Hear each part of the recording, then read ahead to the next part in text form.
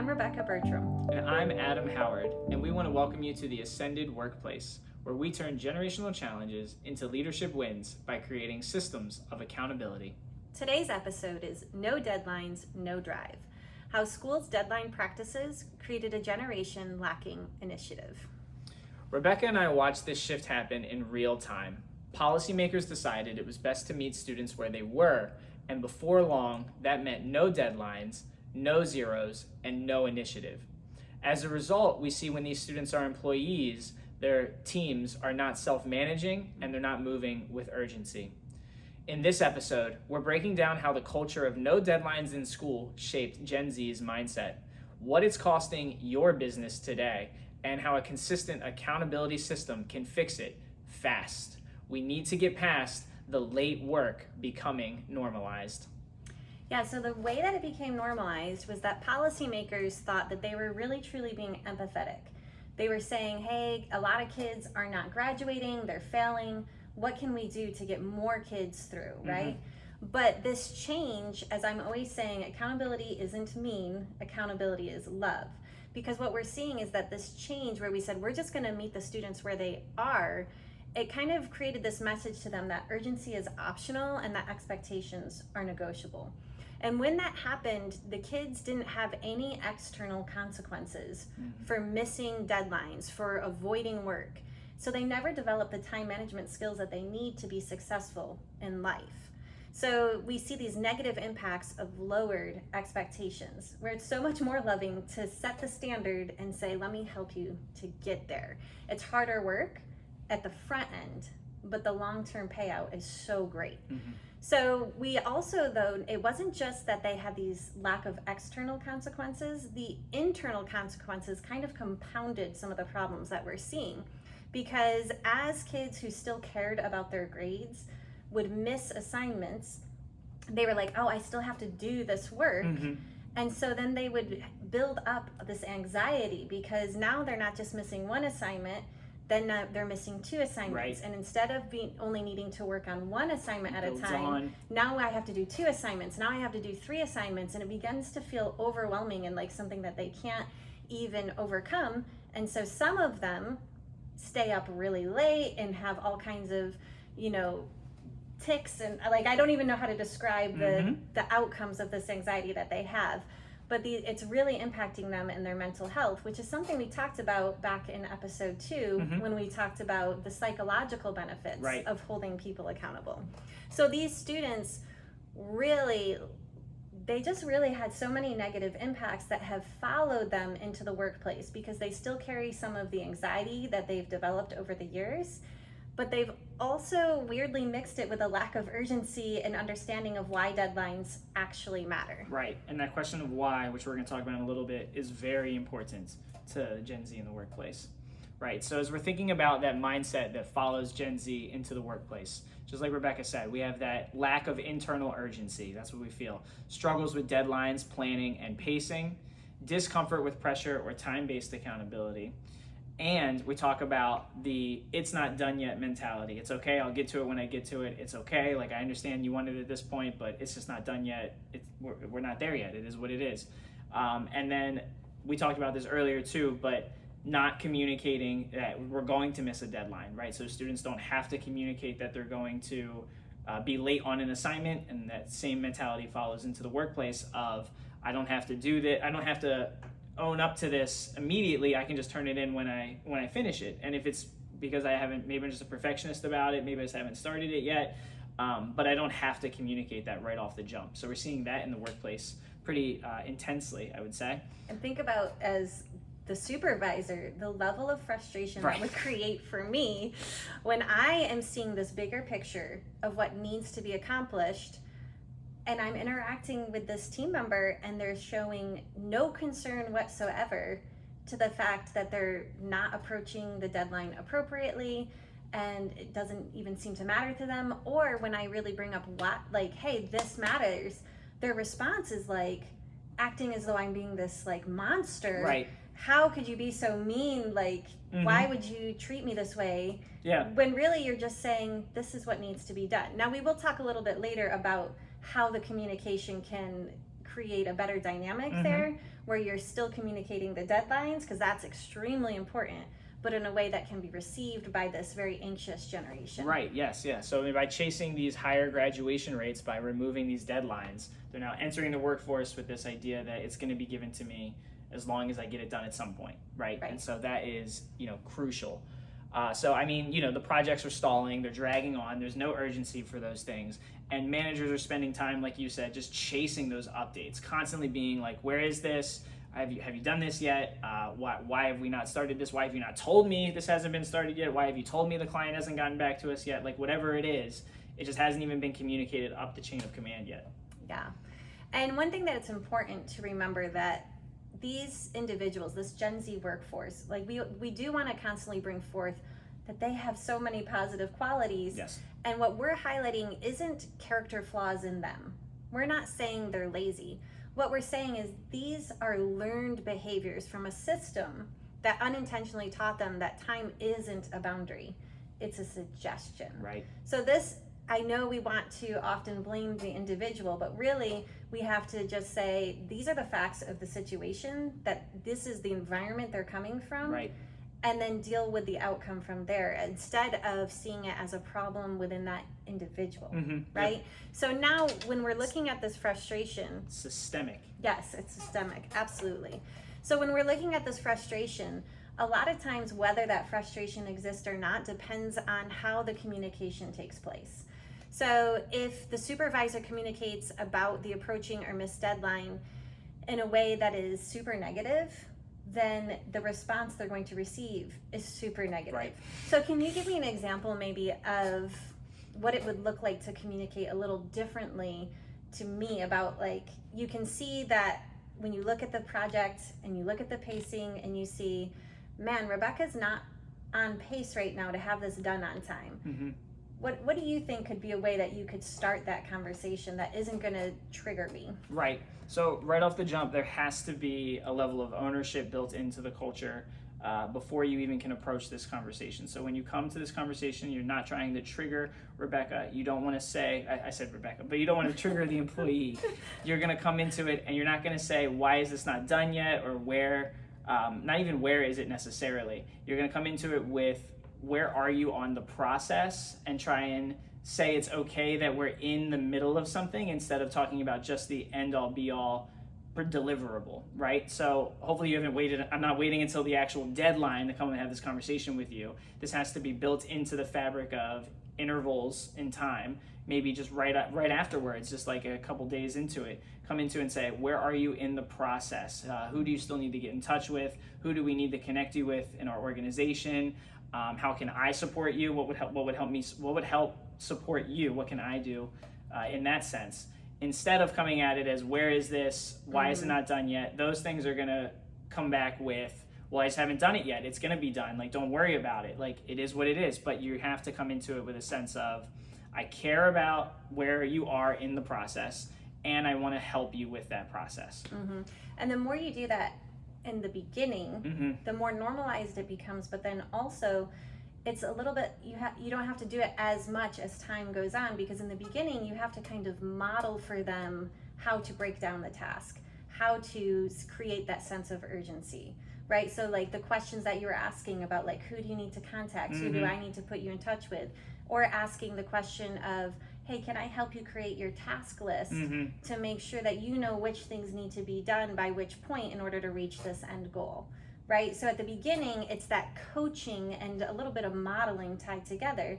But over time, those check-in conversations can become shorter and shorter. They still need to take place, right? But they can become a lot shorter because it's less of the coaching and modeling will be needed if you do it for a while with these new team members to really help them understand the process and the approach that then translates to this idea of urgency and initiative. When really, just like the behaviors were trained into them as students, we have to do a different type of training now in the workplace. Right.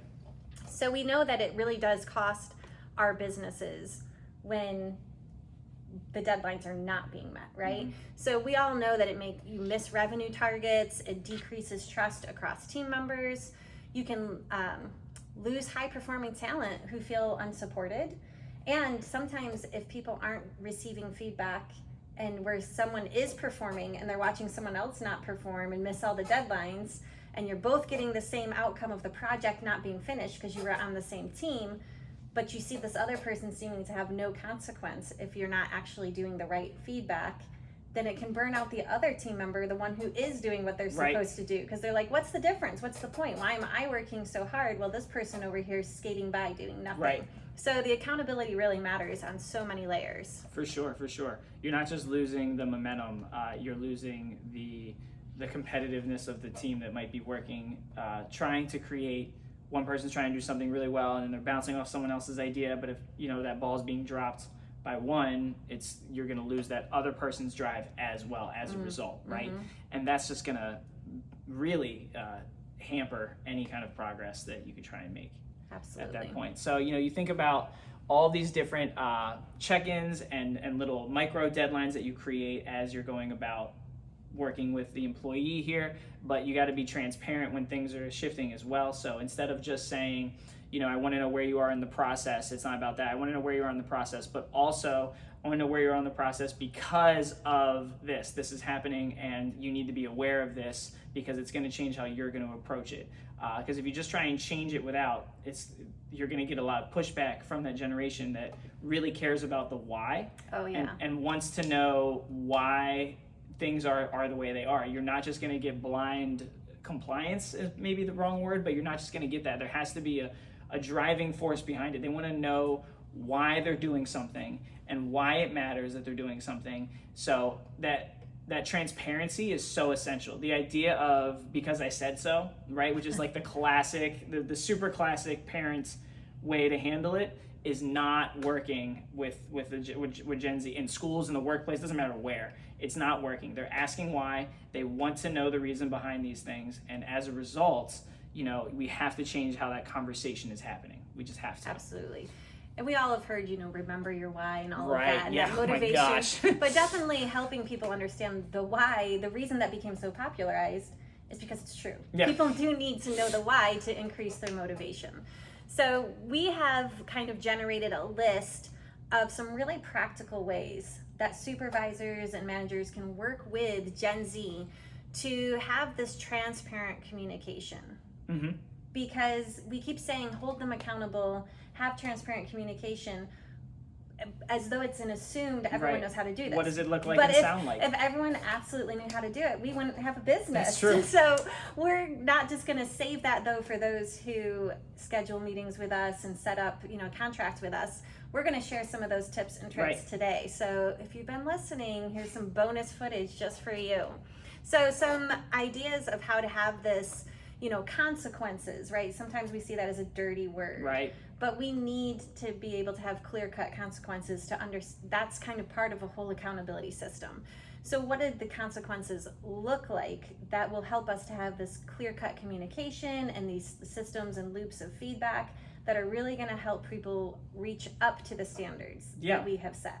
So what does that accountability look like? So how can we have consequences that build ownership and not fear? Give me one thing that can be done. Yeah, so one way you're going to build consequences that create ownership and not fear is to do a responsibility-oriented reassignment, where when you're talking to that person who might have dropped the ball or might have missed the deadline, we have them be a part of the solution, right? So you do something like, after they miss a call, you have them send the recap to the client. So you're not going to clean up my mess for me? No, I'm not going to clean up your mess for you. We're going to find out what went wrong and how you are going to fix it. I'll help you fix it because we need to make the deadline, or if we miss the deadline, we have to make it right. But I'm not going to be the one that reaches out and says that I dropped the ball. It's going to be you who's going to figure out where it happened and how we can fix it. So you're going to take some ownership for it.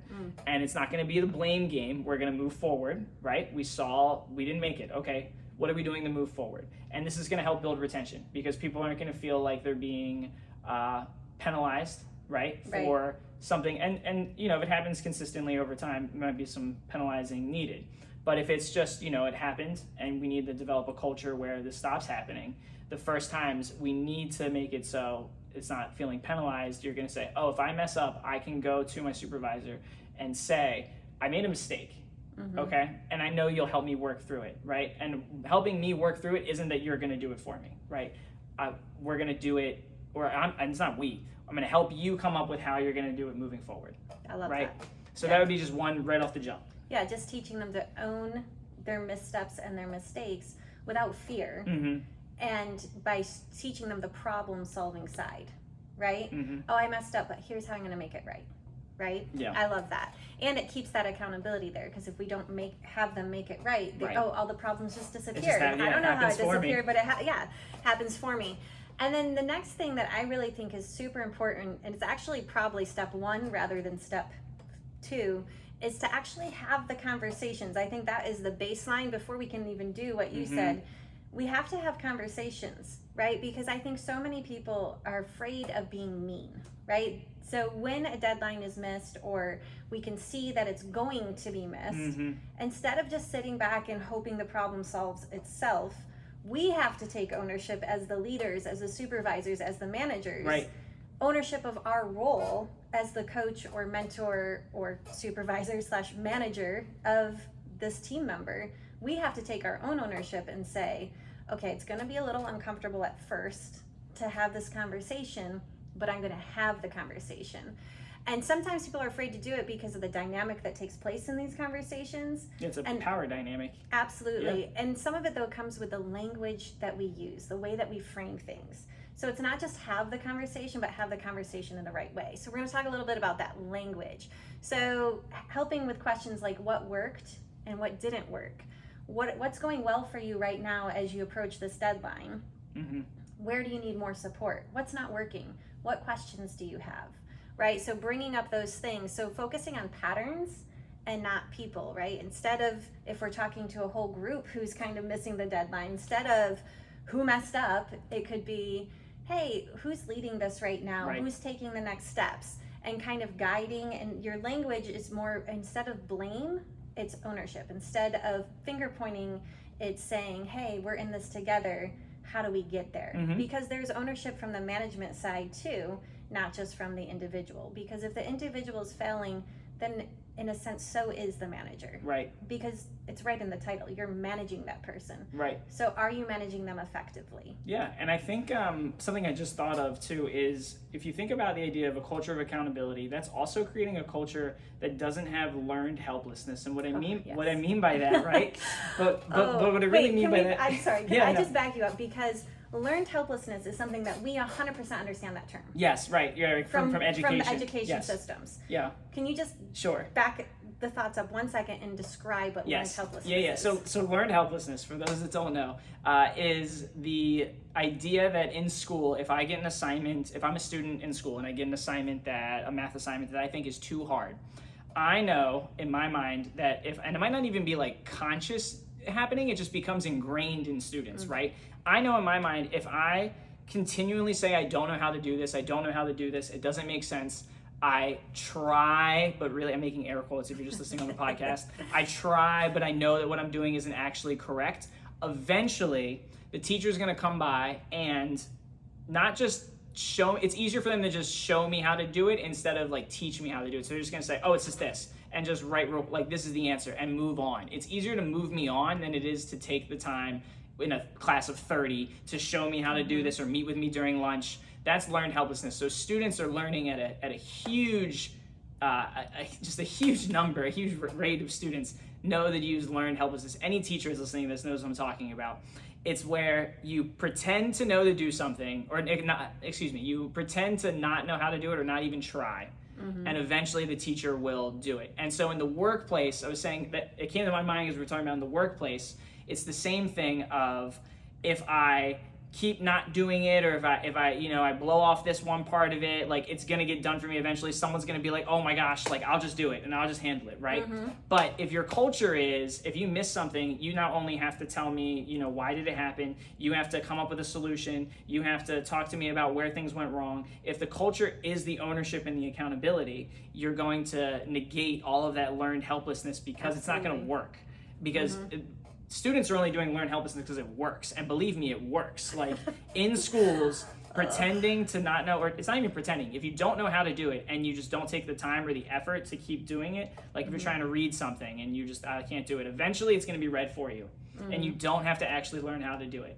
It continues to happen because it works, right? Right. And that same mindset comes into the workplace. The only way you're going to combat that is to have a culture of accountability and ownership. And only through doing these different steps are you really, and having these types of conversations, is that going to go away. So like a really specific way to bring that in to combat learned helplessness is to make self-evaluation standardized as part of the feedback process, right? Instead of always just feedback coming from one side, like the manager down to the team member, you should actually have standardized in the feedback process the team member evaluating their own output, their own work, their own, where they are in the process. So it can come out in a lot of different ways, but a really simple way is just having 2 open-ended questions that they are required to answer at certain intervals. You can determine those intervals, but they're really simple questions of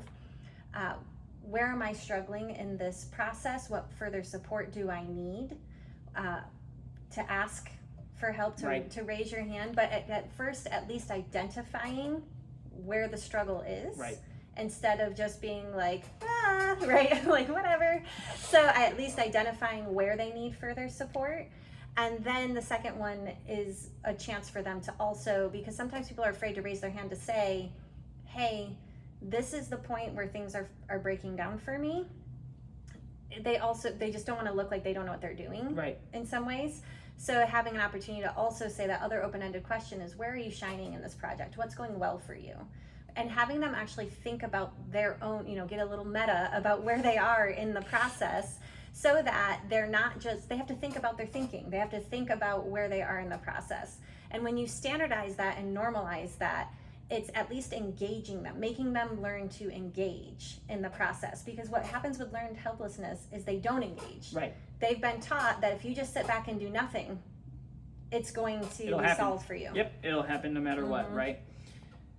So as we're thinking about, the ownership and accountability that comes out of it, some of the ownership and accountability that comes from the supervisor side here, right, is that it's not about just identifying where things aren't working. It's about coaching the employee. Yeah, absolutely. And not just identifying, hey, this isn't you didn't do what you're supposed to do, right? Or you didn't do what you're supposed to do again. This is the 7th time you've missed this, whatever it is, right? Instead of that, and I'm not saying that you shouldn't be transparent, because you should, but there's a way to say it in a way that's not just placing blame, right? And we talked about how you could do that. You talked about ways you could talk about placing blame. But one thing you can do as the supervisor to do ownership is to say, okay, we missed this. This has happened.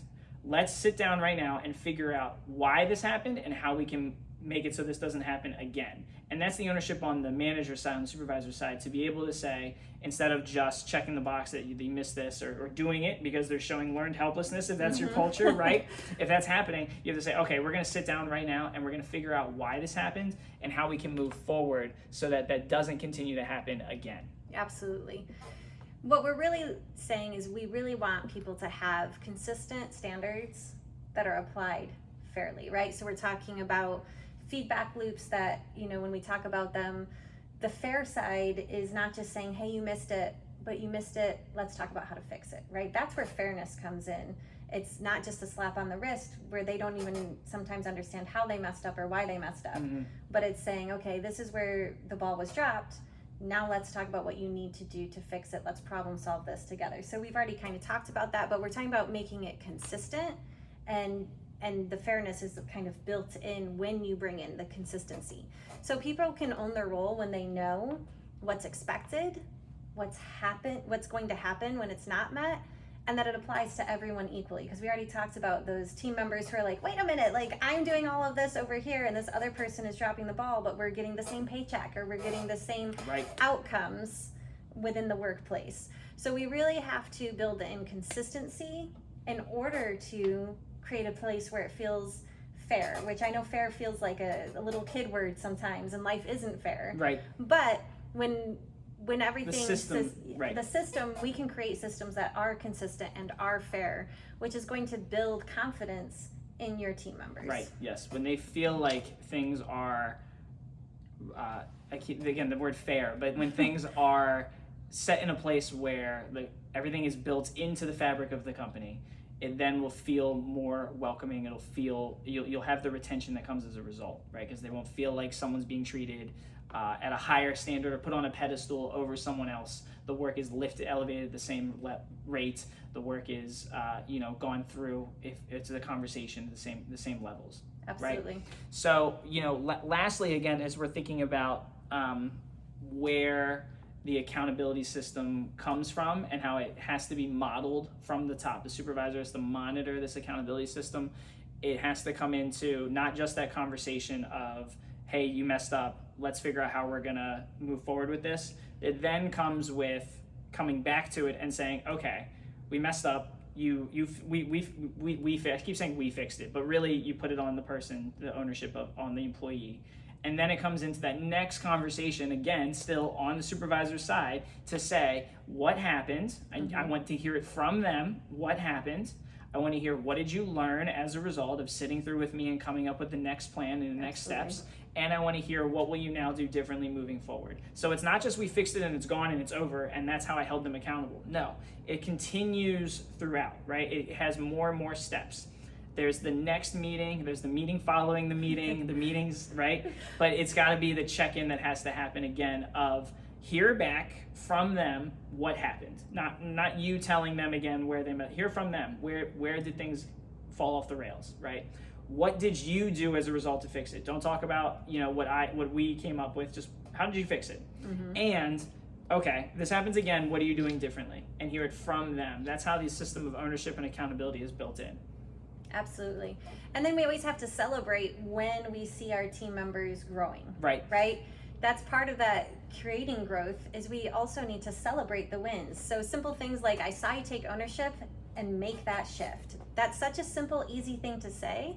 And saying something like, that's exactly what we need here. It's that old-fashioned positive reinforcement, but it's so effective and we need to remember it. All of feedback isn't just about correction. Feedback is also about giving feedback for what's working, right? So we really need to keep all of that built in. Well, sorry to cut you off. No, you're fine. If I could throw it back to learned helplessness for a second, right? You talked about positive feedback. That is how you're taught as a teacher to combat learned helplessness. It's through positive feedback. It's taking the initial step. I love the way you started this problem. And that's how you get them to keep trying to start the problem. I love the way you attempted this after you got the wrong answer, and that's how you get them to keep attempting it after they got the wrong answer. So the things that work for learned helplessness build into that fabric of the company, like you were saying, of the positive reinforcement creates that culture and is even going to continue to help remove any learned helplessness that we were talking about previously. Yeah, I love that. That's so good. So true. And so when we also talk about this idea of, I mentioned previously that it feels like a lot of work up front. All this modeling, all this coaching, but the more that you model it, the more that you coach it, the more you're consistent in these feedback loops, then you're going to help them to build internal time awareness. It's going to become second nature to them, the way these other patterns and behaviors became second nature. It's also going to develop a lot of trust through consistency. I know that every time I come up against a struggle, I know that I can say, oh, I made a mistake here, and own it without fear of my team member, without my manager treating me like I'm an idiot, right? Or scolding or harping or yelling. Instead, I'm gonna say, oh, I know that I can step up and say, hey, I dropped the ball here. I need your support to fix it, or this is what I'm doing to fix it, because communication can flow more naturally as you've developed this trust, right? So that employers, managers, supervisors, they're not caught unaware when a problem arises anymore, because their team members are willing to step up and own, oof, you know what? I dropped the ball. I missed reaching out to that client. Here's what I'm doing. That way, instead of the supervisor getting a call from the client saying there's a problem and the supervisor not knowing what happened, instead it's proactive, it's solution driven, and that gets built in through this practice, right? So it's going to train your employees to self-manage and to self-correct. And then these loops, these feedback loops, they take less and less time. You should never quit on them. Stay consistent, but they're going to be less time demanding as you go. So deadlines aren't based on rigidity, they're a rhythm. And once the team has a rhythm, everything changes. Yep. So as Ascended Consulting, what we do for companies, we come in, we'll audit your current accountability systems and see where any gaps are in that feedback loop process that we were talking about today. We also talk about creating customized deadline structures for companies as well. We specialize in coaching Gen Z employees on ownership practices. And we talk about training managers to use those checkpoints, not micromanagement, to lead their companies, right? Absolutely. So when you think about like practical applications, we actually help create all of those systems of feedback and all the tools that would be needed, even little scripts, prompts that people can refer to, because we talked about the way you talk to your team matters, right? So all of those things are available through Ascended Consulting. Yep, we know the system that shaped them, and we know how to build one that they actually need to succeed. So if your team lacks urgency, don't lower the bar. Build the system they were never taught, one that sets clear expectations, honors time, and drives results. So you can schedule a free consultation with us, and then we can audit your team's accountability rhythm to get them on pace. And subscribe and share this podcast to build a better leadership culture so that your whole team hears all of what we're doing and how to implement it themselves. Remember, the problem isn't that Gen Z doesn't care. It's that they were never taught how to move on time. With structured accountability, they can and they will. Thank you for listening to the Ascended Workplace.